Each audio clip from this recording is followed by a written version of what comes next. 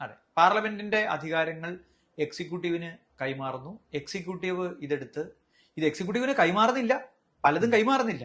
ഇപ്പൊ ഈ NTA പ്രത്യേകത നോക്കിയാൽ നമുക്ക് കാണാം, AICT എന്ന് പറയുന്ന സ്റ്റാറ്റ്യൂട്ടറി സ്ഥാപനം നടത്തിക്കൊണ്ടിരിക്കുന്ന പരീക്ഷകൾ.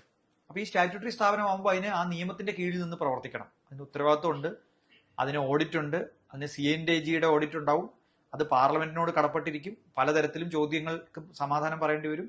അതിന്റെ ഓരോ ആക്ടിവിറ്റിയും അതിന്റെ ഉത്തരവാദിത്തപ്പെട്ട ആളുകൾ പാർലമെന്റിനോട് സമാധാനം പറയേണ്ട സ്ഥിതിവിശേഷത്തിലാണ് പോകുന്നത്. പക്ഷേ CBSE നടത്തിയ പരീക്ഷകൾ, അതുപോലെയുള്ള പരീക്ഷകളെല്ലാം ഇപ്പം ഒരു സൊസൈറ്റിക്ക് കൊടുത്തിരിക്കുകയാണ്. ആ സൊസൈറ്റിയാണ് നാഷണൽ ടെസ്റ്റിംഗ് ഏജൻസി എന്ന് പറയുന്നത്. ഇത് നേരത്തെ UID കൊണ്ടുവന്നതുപോലെ തന്നെയാണ്. എത്ര കാലം സമരം ചെയ്തിട്ടാണ് ആധാറിന്റെ ഈ സംവിധാനത്തെ നമ്മൾ ആക്ടിന്റെ കീഴിൽ കൊണ്ടുവന്നത്.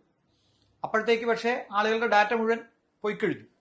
അപ്പൊ എന്ന് പറയുന്നത് പോലെ ഈ NTA എന്ന് പറയുന്ന സംവിധാനം നമ്മുടെ നാട്ടിൽ ഈ ലിങ്കൻ ആർട്സ് ആൻഡ് സ്പോർട്സ് ക്ലബ്ബും ഒക്കെ രജിസ്റ്റർ ചെയ്യുന്ന അതേ നിയമത്തിൽ അതേ ലാഘവത്തോടു കൂടിയാണ് ഈ NTA രജിസ്റ്റർ ചെയ്തിരിക്കുന്നത്. അതിന്റെ തലപ്പത്തിരിക്കുന്ന ഒരാൾ ഒരു IAS കാരനാണ്, അത് സർക്കാർ നോമിനിയാണ് എന്നതുകൊണ്ട് മാത്രം, അല്ലെങ്കിൽ സർക്കാരിന്റെ ആളുകളാണ് അതിനകത്ത് ഇരിക്കുന്നത് എന്നുള്ളത് കൊണ്ട് മാത്രം അത് കംപ്ലീറ്റ് ആയിട്ട് പാർലമെന്റിന് അക്കൗണ്ടബിൾ ആവില്ല.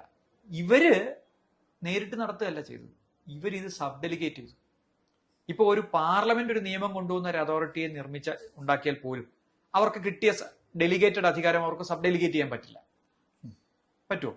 ഇല്ല. പക്ഷേ എക്സിക്യൂട്ടീവ് ക്രിയേറ്റ് ചെയ്യുന്ന ഇത്തരം സ്ഥാപനങ്ങൾ അവരുടെ ഉത്തരവാദിത്തങ്ങൾ ഏതെങ്കിലും ഒരു പ്രൈവറ്റ് ഏജൻസിയെ ഏൽപ്പിച്ചിട്ട് അവർ ഈ പരീക്ഷ നന്നായി നടത്തുമെന്ന് വിശ്വസിക്കുകയാണ്. അപ്പൊ ഈ ഇന്ത്യയുടെ ഒരു കുഴപ്പം, ഇന്ത്യയിലെ ആളുകൾ ഭൂരിപക്ഷവും വിശ്വാസികളാണ്. അവർ ദൈവവിശ്വാസികൾ മാത്രമല്ല, അവർ സർക്കാർ വിശ്വാസികളുമാണ്.